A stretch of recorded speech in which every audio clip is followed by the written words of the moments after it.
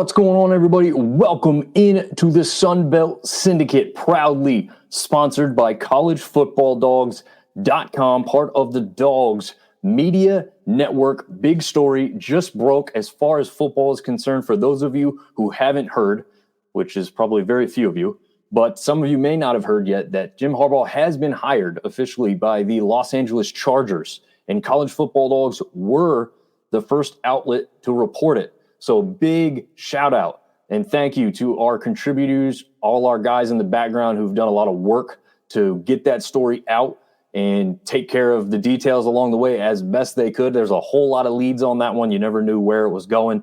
So great job by the team to follow through on that and get that out to a lot of those Charger fans. I know a lot of them are happy that is finally over. They are going to do a live show from the LA Chargers practice facility tomorrow night, streaming everywhere. Follow College Football Dogs across all the social platforms. You'll be able to find that quite easily. For those of you who are both NCAA football, because it still has to do with that a little bit with Michigan being involved, but certainly pro football fans, which I know there are good and plenty of as far as Sunbelt followers go in this group as well. I want to say hi to Dylan. He's already gave us a shout there. And this man right here, Preston, he'll be on here in a few minutes, I think. We'll add him up in the background. But we are presented by W Energy. Before we get rolling along too fast, enter the promo code below, or if you're listening, the promo code at checkout will be SB Sunbelt, SB Syndicate. No spaces, no capitalization or lowercase. It doesn't matter either way. As long as you have SB Syndicate at checkout, that will show our affiliate what we are bringing in there. That is a powdered energy drink, no caffeine, no sugar crash, all what you put into it, just like Kool-Aid. Again, a little bit less, a little bit more, depending on your flavor preference. But that is who our presenting sponsor is so far. Let's see if Preston gets added up in the meantime. He says he's here, but he's not backstage. So, Preston, if you're listening, jump in backstage again with the link I sent you, and we'll get you added to the show here as we go along at our little presentation we've got here. As we've gone through, we know we have some live games. Well, I guess they're all over now. The hope for tonight's episode was to get the live games done before we went live, which has happened. It was barely happening, but it did happen. So we were able to get that done. We were also able to update the standings, or I was also able to work the background and update the standings before we get too far into that. Let's see if I can work Preston in here. Trying to get him added to the show. We'll see when he jumps in because he's got some important things to talk about. I did want to mention how he's a big softball guy. And for those of you who are James Madison fans or just Sunbelt softball fans, the plan for me was to do a baseball highlighted show, right? Just like we've done for football, just like we're doing now for basketball, obviously. I wanted to do the same thing for baseball in a video form as we went along. And he had contacted me. He's a great writer, by the way. If you haven't checked out some of his stuff, he wrote some JMU articles along the way during football season. He says he'll be in just a minute, hopefully. But he wrote some great articles on JMU football, obviously with what they went through before making a bowl game. Ultimately, we know that there was a process that had to occur for that. But he did a great job covering that aspect for those JMU fans, and definitely a big softball contributor and somebody that wants to help in that regard. And I said, that's great because I don't really know anything about softball. I don't really know a ton about baseball, to be honest with you, but I like watching it and I like following along. So hopefully as a team, we can get that covered for you guys pretty well and at least give you some video aspect to go with what you're watching on the field and keeping up to date. So until Preston jumps in here, we'll go ahead and move on to some of the scores from Saturday first, because I had some stuff I was going to go over before that anyway. So we had two close games, but one a little bit closer than the other. First, we had Southern Miss versus Troy. Crowley, Hart, and Curbelo all out, or Curbelo, I'm sorry. So this one looked like why not Troy taking this one, right? With those three players out, there should be no reason that Troy doesn't win this game. And Troy also took the first matchup by 26 points just a few weeks ago. So I don't even know if it was 2 full weeks ago at this point. Easily won that one. So 3 less players, and it didn't work out for them. They still couldn't pull out the victory. Let me try and get Preston in here. Copy this thing again and send it over to him. He says he's having a little trouble, so just want to be up front with what's going on in the background as we try and get this done. Here we go. All right. Hopefully we can get this cleaned up and get going in a better format for you guys here. So Crowley, in that one, they were down 18 points with 13:52 left in the game. But somehow Southern Miss cut it really, really close to within, I think, 7, within just a few minutes of that. So they had it in a reasonable aspect, which it didn't look like they were going to get right away before the end point of the game, which a lot of times when you're battling back from a deficit like that, you're battling every inch all the way down to the wire, and you don't get it close enough, and you fall in the end. They battled back much more quickly than we often see, and so they got it in a realistic time frame where much more manageable. They may have gotten away with a little bit of a goaltend on one end, and then possibly a walk or travel at the other end. Iwaku was a beast down there, but looked like maybe that one should have gone another way. Anyways, Troy still had a chance to win it with a buzzer beater at the end, but they go down ultimately 64-63 in that one. So USM gets a little revenge. Arkansas State and Texas State, the first matchup went to the Red Wolves 85-82, and the Red Wolves are the best three-point shooting team in the league. They were 11 of 31 in this one. So not only do they make a pretty good amount, they take a ton of threes as well. Although I will say in the end, not quite as close as the score indicates in this one. You see it's only 7-point difference there, but it felt way further apart than that. There was a lot of timeouts and fouls towards the end, but it never really got all that close. But from the outside, you look at it and say it was probably a little bit of a closer score. The Cajuns went up against South Alabama. Kentinge grabs a double-double with 17 points and 11 boards, but Julian leads the team with 24 points overall. Jags had 2 players with 20 points apiece, Ormiston and Gator. Ormiston with 23 and Gator with 25, and almost the most in the game, but it wasn't quite enough as the Cajuns win that one 88-79. Marshall and James Madison, a game that was much bigger at this time last year. JMU a clear favorite this time around, but a tight battle at the half with JMU leading just 32-29. Kerfman goes for 23, but Connor doesn't have a great day. 0 for 10 from the field and not enough help from the bench. They just didn't get enough production from the bench to overcome that. Friedel and Edwards led the Dukes with 14 and 20 respectively, and JMU takes that one 67-52. App State versus Coastal, the chance bright spot was John Ojako's double-double, but otherwise a dominant performance from the Mountaineers in this one. The Mountaineers had 3 starters in double figures and 3 that came off the bench also in double figures. As a team, they shot 40% from 3 with Harcum, Mantis, and Huntley leading the way. App wins that one pretty easily, 88-59. I realize I'm not jumping over to those scores, so here we go there.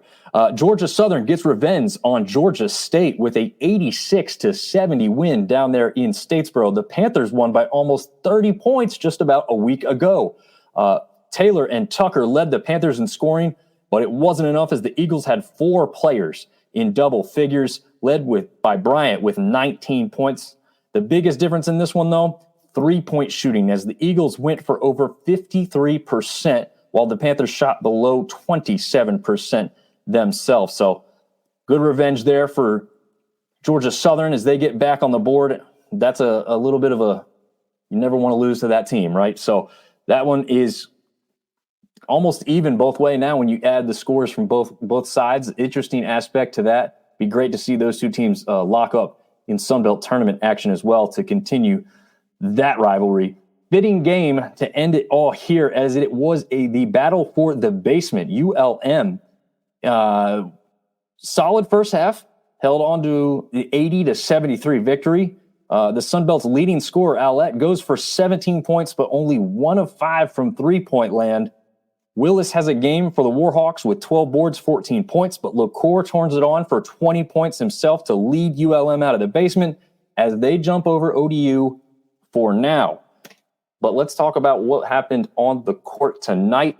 We had Troy taking down Texas State in what was expected to happen, I guess. 78-65. The Trojans take that one over the Bobcats. Again, not really a huge surprise there. Brandon Love has been a pretty good player for the Bobcats, but only has 9.7 boards tonight. Meanwhile, Rigsby for Troy leads away with 20 points, 9 rebounds, and 3 steals to help Troy get back into their winning ways. James Madison has already played ODU in a non-conference matchup before the season ever started. They play them again tonight and win that one 78-62 over the Monarchs. As we spoke about just a second ago, the Monarchs in the basement thus far and not getting any help by JMU beating them once again tonight at home there in Norfolk. A little bit closer of a game this time around, but unfortunately for the Monarchs, couldn't come up with the W in that one. Looks like Alette did lead ODU with 15 points and 6 boards. Wooden went off for 23 points for James Madison. Marshall beats Georgia State 77-68. This one was more of a toss-up for me. Marshall had been on a 3-game losing streak recently, and Georgia State's been a little bit better than expected, or right where people had expected them, I guess. So this one was definitely a toss-up to me. A very close game at the half, just a 1-point difference, with Georgia State actually taking the lead into halftime, but Marshall explodes in that second half. Anochili killing for 22 points, 6 rebounds. Odom goes for 21 points for Georgia State, as he was pretty much one of their better players last year and looks to lead the team again this season as well. Southern Miss takes their game over Coastal Carolina 79-63 down there in Conway, South Carolina. Ivory, after a big game this past weekend, has another one with 28 points to lead the Golden Eagles. Almost said Warhawks. I don't know how I got those two almost confused. Easley leads the way for Coastal with 18 points, but again, Coastal struggling there. Let's take a look at, again, these are updated standings. I did have time to update these standings and how teams are looking going into this one. So we have App State up there at the top as they held on to win this past week and go to 6-1 in conference, 15-4 overall, a 4-game win streak. They are riding into tomorrow night's matchup. And since we are talking about that, let's get those matchups up real quick to remind us what we're looking at there. They go up against Georgia Southern there at Holmes Convocation Center in Boone. Not the biggest of matchups with where Georgia Southern is and obviously where they were coming into the season, but they're still winning record in conference. Even though they were winless outside of the conference, they've come into this conference play and won 4 games. Pretty impressive, if you ask me, all right? Because before conference play started, you're asking yourself where this team could end up. I did think they could get up to the middle of the pack. Georgia Southern, again, impressing me because of the way they've turned it around. And I knew that that was a possibility with what they had to deal with coming into the season, a new coach, some new players, a new system that they're getting used to. If you go back and really look at some of those scores too, a little bit closer than what people may think. I mean, some of those games they did get kind of blown out, like Michigan State. But then there's other games where they held on. I guess Jacksonville, if I remember off the top of my head, is one of them. Very close game. They actually shot very well from 3. I think it was that game. Very well from 3-point range in that one. But Jacksonville was just a little bit better that night and took the victory. So it wasn't a team that was far away from winning some of those games. So they could have probably come into the conference with 3 or 4 wins respectively, just a few minor tweaks in some of those games. So it wasn't that they were winless and hopeless. They were just winless. They did have some hope, and obviously we've seen that now with 4 wins in conference play. As we continue down here, Southern Miss also climbs up the standings a little bit, now 6-2, 12-8 overall, as well as James Madison. However, their overall record jumps to 18-2. They face a big matchup this weekend with App State. However, App State, as we just talked about, still has some business to take care of Thursday night to come in with a little bit of an unblemished record themselves. But those two teams we just mentioned, both on 3 games win streaks themselves, they'll carry those two into Saturday's games, whereas, again, App State will have to prove that they're still on their winning ways before they get into that one. Following them up, we've got Troy, who dropped down a bit, obviously, and then again with tonight's game as well. Now 6-2, 12-8 in the conference, or 12-8 overall, 6-2 in the conference. So really, you've got a lot of tightly contested games and teams up there towards the top, a lot of movement up there towards the top, all the way down to the middle now with what's happened tonight. Marshall with a 5-3 record and 10-11 overall. They ended their 3-game skid. They got back on the winning ways with tonight's victory. The Cajuns take a pretty big jump up after last weekend. Now 4-3 in conference, 11-8 overall. This is a team, like I said before, you need to watch out for. South Alabama and them, I thought were kind of getting close to being hot at the same time. Then they matched up with each other, and the Cajuns look to have been continuing that role while the Jags still struggle to try and put it all together. Arkansas State stays in the same place, 4-3, 8-11 overall. Again, Georgia Southern does jump up slightly from where they were this past week. Georgia State goes down below them after tonight's game with 4-4 overall record in conference and 9-10 overall. I think I just said overall twice, but you know what I mean. South Alabama, again, continues to fall. And then we've got 4 teams towards the bottom of the pack. ULM does jump up now, especially after tonight's game, and goes up above Texas State, who drops to 1-6 and 7-12 overall. Coastal down there. ODU continues to fall, 1-7 in conference, 5-12 overall. Not going to be the shocking surprise team like I thought they would this season coming in. And, well, you don't get them all right? I thought, really looking at last year, what ODU was capable of and how many times they played people very close, I thought they could do that same thing again this year. That was not to be the case. So, unfortunate there. Jumping over to the women's side real quick, we've got the standings updated for them as well. So, you can see this one's vastly different from the men's side. We had a lot of movement at the top of the men's and a little bit at the bottom. The women's movement has all been right in the middle of the pack where everyone's tightly packed together. So it's fun in that regard, but not a lot of movement at the top. At this point now, you're starting to see the separation, right? You're starting to see the best teams in this conference on the women's side continue to be that, and the teams at the bottom continue to struggle. I thought Texas State was one of those ones before, like a week ago.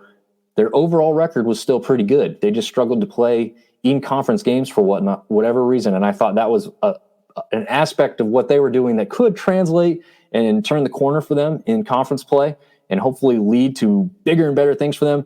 That has not been the case. So that's one I wanted to make mention of right now. Georgia Southern also, I think they were as high as 3 or 4 just a week or so ago.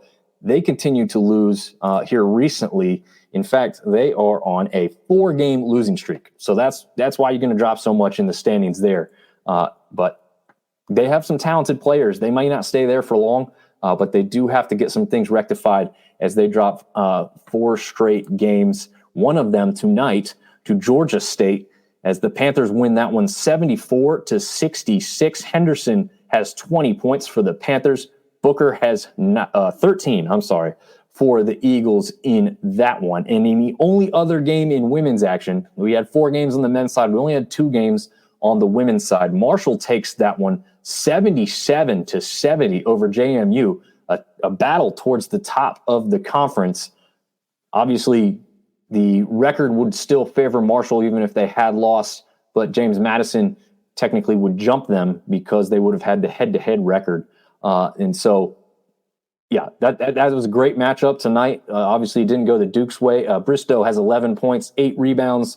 Campbell goes for 19 points, 7 assists. That new coach there in Huntington has done a great job turning the women's program around. Not that they were struggling tremendously anyways, but definitely making them a top team to beat in the conference thus far. Going up and looking at another impressive team this season, ULM has jumped way up in the standings. Now 5-2 in conference, 13-8 8-5 overall. I'm going to see off the top of my head. I didn't remember where they were at, but they have won 4 straight games, and that'll do it for you. Big jump up for the Warhawks on the ladies' side with those 4 straight wins. And we've got, I guess, to touch on that, Marshall's also 8 straight victories, and Troy is 6 straight victories for the ladies' side. So definitely some impressive victories there lately. On the women's side, a lot of movement, as we said, towards the middle. App State has now won 2 games. They jump up a little bit. ODU, who started off pretty hot, has cooled a little bit here lately, losing 2 straight. So App wins 2 straight, ODU loses 2 straight, and they are real close together right there in the middle of that pack now, both 4-3 in conference with somewhat similar overall records. Definitely ODU's got a little bit stronger out of conference mark at this point in the season. And then we'll cover Arkansas State as they drop a few here. Actually, they are on a 2-game win streak. But that tells you where all this movement comes in when they've won 2 straight games, but they're still down. That means they started towards the bottom, and now they're here in the middle, not at the very, very top. But it looks like Preston's still struggling to get in here. I haven't heard from him. I think he might be having some internet issues. But anyway, I wanted to cover something for him because he wasn't able to make it in here tonight. He wanted to stress the importance of mental health, and I think that is a very important thing. And you don't have to be an expert. You don't have to know exactly what you're talking about. But if you could just be there for someone and use the tools and resources available to you, definitely do it. Everybody's going through a little something, right? So if we can all help each other out in little tiny ways, it can still mean a lot to somebody else. What you may think is just a silly text to somebody that you reach out to every so often could mean a lot to them because they needed that little laugh or they needed that little interaction to give them just a little push through the day that they need to know that they matter and somebody cares about them. Do it. Don't question it. Do it. If you have friends you haven't reached out to in a while, reach out to them. Call your parents. All the little things that you think are minute and don't matter, they do. Somebody cares. Somebody wants that interaction. So be sure to do those things throughout the entirety of your life, really. But hopefully a little reminder can all put us in a state of mind where we're thinking about those little things because they add up and they can mean a lot to somebody. So please just focus on that little aspect of your mental health, your friends and your family's mental health, and total strangers, honestly. So, if you see somebody going through something, reach out, man. Reach out. Just talk to them. See what you can do. I guess we'll talk a little bit about this weekend's matchups. I was hoping Preston was going to be back in here because I proudly wore my my App State stuff tonight. He had his JMU shirt on before we were both on video here discussing stuff before the show got started, but didn't look like it's going to work out. And Ed Harold is coming in saying men's conference rankings are really tight at the top with 4 schools with 6 wins. Yeah, absolutely. Jumping back into that. Yeah, the power of the top is good. It's a good thing to have, and it's going to be really, really strong here when we go back against the MAC as well. Hopefully they come in with a lot of wins on their side, their top teams. I should stress their top teams. We don't really want their middle and bad teams to start beating their top teams. We want their best teams to come in strong. We want our best teams to come in strong so that when we play those games, because those are the only out-of-conference games left for this entire season, we need to win as many of those games with our top teams as possible because a couple of us from the beginning of this season have questioned whether there's a reason or a way for the Sun Belt to have an at-large team. That's going to be very, very difficult to do with the history of this conference. But this season could be possible. JMU's out-of-conference mark was great before they got in here and got beat a few times. App State's out-of-conference mark was great with the wins over Auburn and UNCW, who's looking pretty good as well right now. Auburn's up there, I think. What do they rank? 10th if someone's looking at something at the moment. So, yeah, they weren't ranked when App State beat them. So that's going to be a downer for App State to say they didn't have in fact, looking at the AP and USA Today poll, they haven't played a single ranked team as far as that is concerned. But they're still going to get some credit for having beat a team that is now currently ranked. You just don't, unfortunately, have that little tick mark beside your name. Yo boy Carr says, "What's up? What's up, Cajun fan? Glad to have you in here tonight. Don't let the Cajuns get hot." Yeah, I said it before. I mean, look at what this team did last year going into that Sun Belt tournament. They got hot at the right time. South Alabama was another team that got hot at the right time. I'm wondering if a team like Arkansas State could get hot at the right time. Troy, I don't even know what to say about Troy. They don't have like one big dominant big man in the paint that's taking over games. They don't just have one scorer who's doing it on their side, as we've looked at a few times throughout this season already. When we're looking at the top scorers in this conference, Troy's never got somebody on there, but they spread the ball around and they get it done as a team effort. And as mentioned, they very possibly could have won that game at Southern Miss. Again, we throughout college sports in general, and certainly throughout college basketball, there's a magnifying glass on officiating. That one seemed to be a little messy toward the end. I'm not saying they got stuff wrong or right, although I think it was pretty evident and obvious that there was some kind of walk or travel there towards the end that they just missed. The goaltend, I don't know. Again, I'm not a basketball official. I can't say for one way or another whether that should or shouldn't have been. It seemed like Troy's bench and players immediately thought it should have been. I don't know if they, if they're even allowed to take a look at that or whatnot. Ed Harold saying coulda, woulda. Yeah, and it's true. You also have to take care of business when you're presented with those opportunities. So not only were the officials, missing some things or not calling things that could have been called, but as Troy, you either have to overcome that and win the game anyway, or as Southern Miss, take advantage of those things, but still have to play well enough to put yourself in those positions. So ultimately, again, it always comes back to you didn't do enough anyway, right? So we can talk about the officials because it's a storyline. It's an aspect that we like to hark on because we as outsiders can't do anything about it. But the guys on the court, on the field, on the rink, whatever it is, sport-wise, if you beat somebody 6-0, it doesn't matter if the officials were bad. If you beat somebody 93-55, it doesn't matter if the officials were bad. You clearly were the better team. So if you don't want question marks, beat somebody by more points because then little calls don't matter. So yeah, you could say all those things. Your boy Carr saying y'all should do a Sunbelt softball episode. Would be a fun episode. Yeah. Well, I was hoping to have Preston on here tonight because he's a big softball guy. He's going to be doing some writing, I think, for College Baseball Dogs, which is a new website that we're going to be launching here soon. I think February 1st is the aim and the goal and the hope.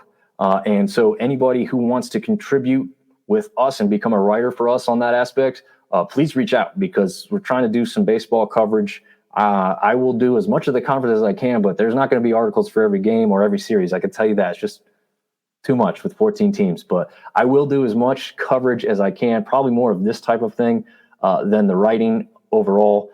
There's got to be shows put a little bit of time to put together with your notes, graphics, the structure of the thing when you're trying to have guests, which again didn't work out tonight. But when you're trying to do those things, you have to give yourself a proper amount of time. So I will be doing as much of that as possible, and we will definitely be covering some softball. I did not cover any softball last year when I just did the audio only. Now that we've got the video, we can clearly put up some graphics and some things for people to look at that's going to be a little bit more interesting than hearing me talk the entire time. So I'm thankful that we had some more people jumping in the comments tonight. Again, disappointed that we couldn't get Preston to work out and jumping on. But I will tell you and remind you once again about College Football Dogs, the podcast show. Pod, dog, paw. I don't know if I can spell that out anymore or any worse than I just did, but they are going live from LA Chargers practice facility tomorrow to talk about the Harbaugh hire out there for the Chargers. Big NFL news, big NCAA news, because now is there a shuffle of coaches across the landscape with Michigan. I think Sherrod Moore is the guy, or Sherrod Moore, how you pronounce his first name. He's believed to be the guy for Michigan. I think it was pretty obvious from the start there if Harbaugh were to leave that he was going to be the guy. I mean, he was the guy when Harbaugh was suspended. Looks like he's going to be the guy here now too. But is there any further shuffling? Does he do stuff with his staff and create an opening here or there at some other locations? As we've seen, we've got some player movement in football as well with Texas State and what they went through today. TJ Finley had left, Deloria come on, and now he's gone. So all kinds of things to continue cover. We will do the football show. I think we're thinking of something like every 2 weeks. That gives us a little bit more time and structure to put some things together. TJ and I really want to give a quality product and not just force something every week just to be in front of y'all. So we want to focus on something you guys care and want to watch. So we're going to do something more like that than worry about just trying to get in front of you every single week. So we want to make sure we have some things to talk about before we go live with all you guys. But I think that about wraps it up for tonight. We like to keep these short and sweet with the basketball coverage. As we get deeper and closer to March Madness, we definitely will be doing a little bit longer, a little bit more intricate stuff. But this is mainly to keep everybody up to speed. Again, weekdays are hard to watch all the games, keep up with where everything's headed. This was a cool aspect. I will be traveling to the App State versus James Madison basketball game this weekend, Friday night. That's why this show was moved here to Wednesday. So definitely wanted to get out ahead of the things. It was kind of cool to go over some almost live scores and standings movements tonight for everybody to get a hold of. And next time we will certainly have a cleaner, crisper show when we figure out all this stuff in the background before we go live. But again, thank you to everybody who came along, commented, watched the show. Again, sponsored by W Energy down below, SB Syndicate at checkout.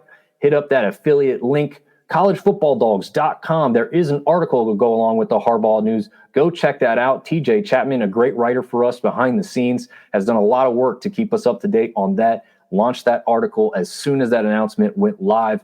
Done a lot of great work. Definitely go give that a read. And again, follow along with all kinds of college football coverage as we continue on during the off season to provide you some of the best coverage you can find. Thanks for tuning in, and we'll see you guys next time.